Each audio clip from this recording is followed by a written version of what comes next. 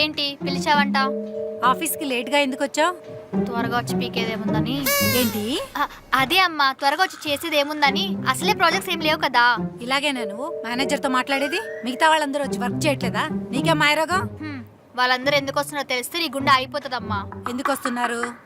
ఇగో వాడున్నాడే, వాడికి పెళ్ళై 1 year అయింది. వాడు పెళ్ళం పెట్టి టార్చర్ తట్టుకోలేక ఆఫీసే బెటర్ అని ఆఫీస్ లోనే ఉండిపోతున్నాడు. వాడు వాచ్మెన్ చాలా క్లోజ్ ఫ్రెండ్స్. వాడి వర్కింగ్ అవర్స్ కంటే వీడి వర్క్ అవర్స్ ఎక్కువ. ఇంకా ఇగో వీడున్నాడే, వాళ్ళ ఇంట్లో ఏసీ రిపేర్ వచ్చిందంటమ్మా.